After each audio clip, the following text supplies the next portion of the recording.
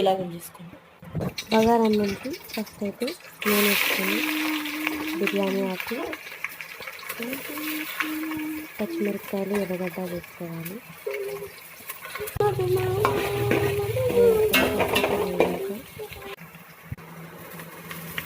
అల్లం వెల్లుల్లి పేస్ట్, కొత్తిమీర, కరివేపాకు, పుదీనా,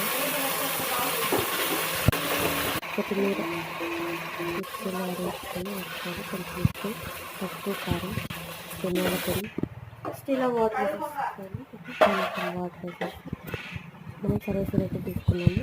సరైన దగ్గర వాటర్ పొరిలాగా పొరిలినాక బియ్యం వేసేసుకోవాలి.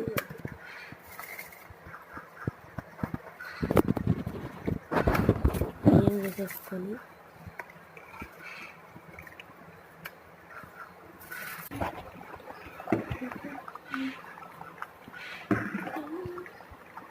చూడండి ఎంత బాగా ఉడుకుతుంది. బగారన్నం రెడీ.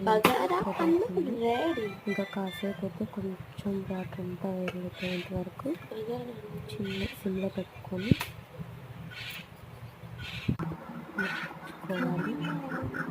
బగారన్నం రెడీ. ఈ కర్రీ చాలా టేస్ట్